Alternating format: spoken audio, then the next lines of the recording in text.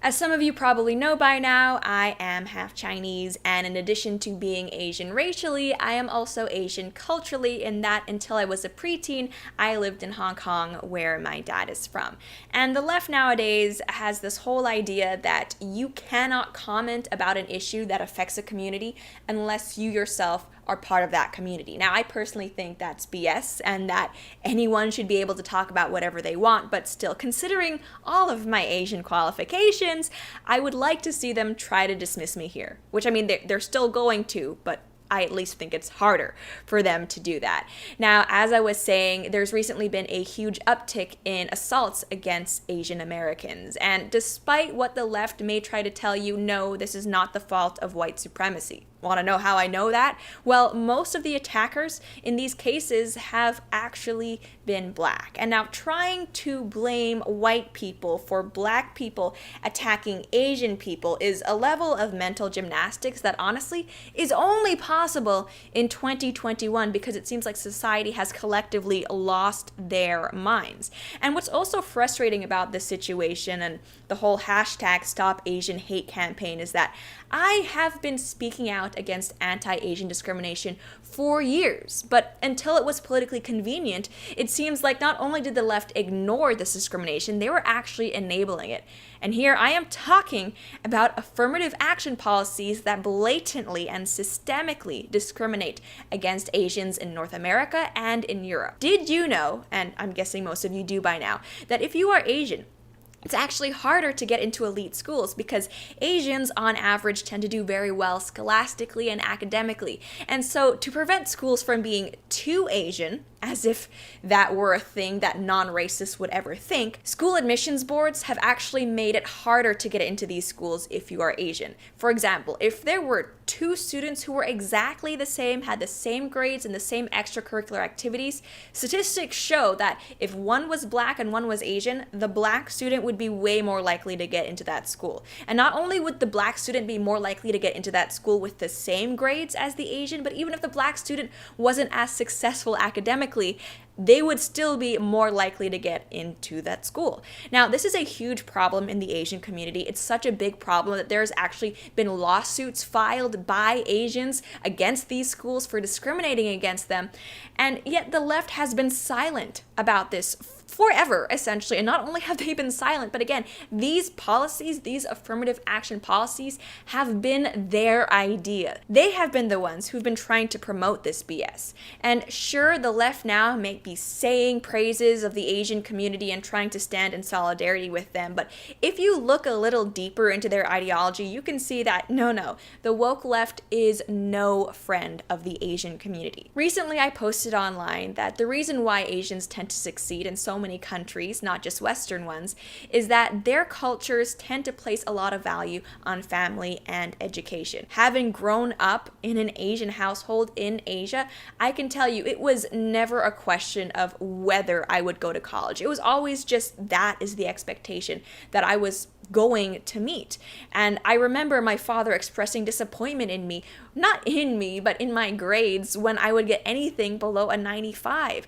There was always this huge focus on succeeding academically because my parents knew, and I knew as a result of that, that would benefit me later on in life. And not only that, but as someone who grew up in Asia, I have to say I had never met a child whose parents were divorced or single until I moved back to North America, right? The huge explosion of single parent households that we see in the West, it just isn't comparable to anything that's going on in Asia or, as a matter of fact, actual Africa itself either. These are huge cultural differences that, yes, do affect the likelihood of people succeeding. For pointing this out on social media, I was bombarded with racist hatred.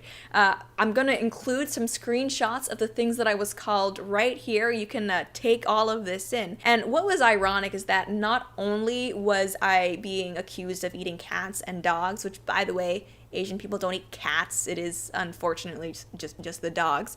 But I was also accused of things like trying to kiss up to white people, be a white bootlicker, and all of that. So it's like not not only am I not allowed to stand up to anti-Asian discrimination when it comes to things like affirmative action, but I also can't even defend Asian communities for just working hard and earning their success, because then in the minds of the left it's somehow demeaning to other cultures. But it's like, I hate to break it to you, but yes, individual responsibility and personal choices do affect the way your life is going to turn out. All right, it's not popular to talk about this, and that's why I admire people like Candace Owens for at least trying.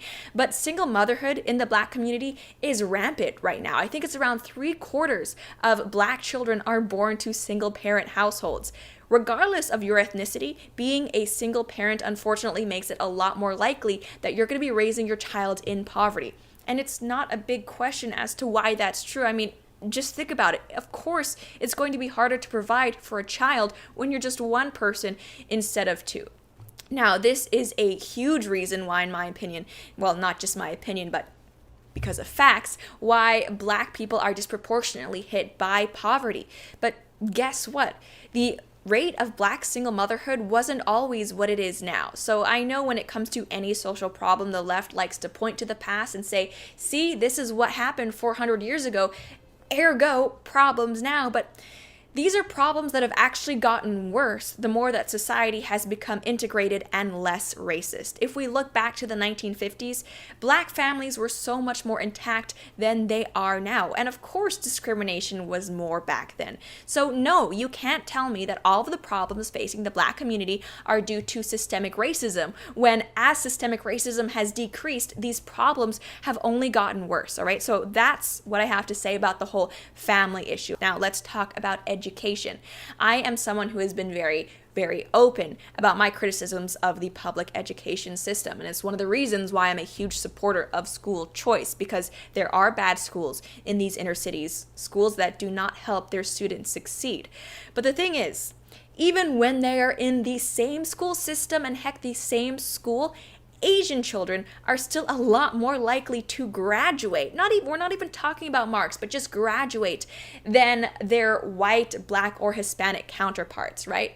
So I'm not saying that we shouldn't be working to improve schools, because of course we should be, but part of the strive for education needs to start at home, all right? I'm sorry, but regardless of how much you cry about being a victim, if in your home you're not doing the best for your children, encouraging them to finish school, telling them it's important, and explaining them that if they want to have kids, it's going to be a lot easier with a long-term stable partner, then there are going to be problems. Another thing that's interesting to bring into this whole conversation is the fact that, impressively, Nigerian immigrants are one of the most successful immigrant groups once they come to America. So, when we talk about Black culture, what I think people need to realize is that there is no one unified Black culture. Culture in Black American neighborhoods is, of course, not the same as what it is in Nigerian neighborhoods, and there's a huge difference between them. Thankfully, the United States is open and accepting enough that when Nigerian Americans do come over here, they are able to succeed because this is not a racist place, and they are a hard-working culture that does value things like family and education. I pointed this out online, and someone actually had the gall to say that it's not because Nigerians tend to value education and family that they're successful. No, it's actually because when they come over, white people just haven't had a chance yet to oppress them. And it's like, white people are not the root of all evil. Asian people are also not the root of all evil. For some reason now, among Black people and Asian people, there's this competition to see who got discriminated against more. And that's something that's also brought up a lot when we talk about Asian success, is that, oh yeah, well, even though they got discriminated against, it still wasn't as bad or for as long as Black Americans, therefore we can't even compare it. And it's like, no, I'm sorry. No. Asians weren't allowed to immigrate or become citizens up until shockingly recently.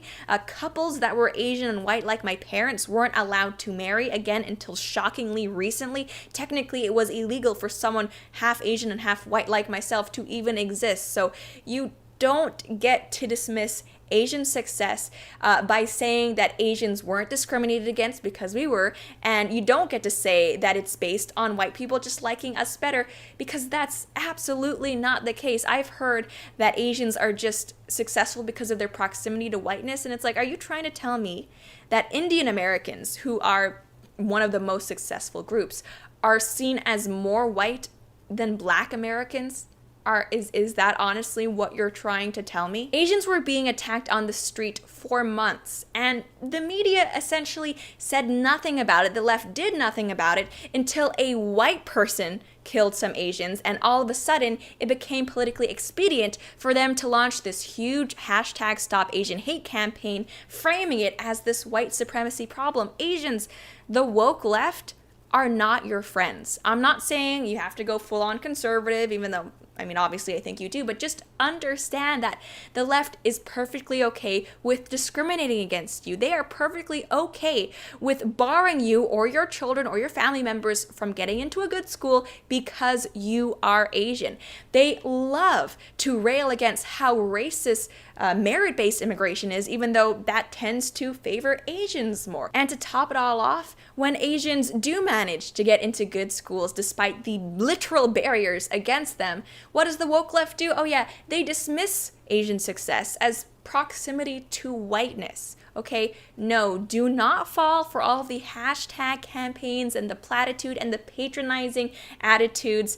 The woke left is not your friend. We have seen the woke left rail against white people for years and years now, and trust me, Asians are next on the chopping block as soon as any political maneuvering from this current love fest is over. That's pretty much all I have to say for now, though, and as always, if you enjoyed this video, please be sure to like, share, and subscribe. It helps me out so much. Until next time.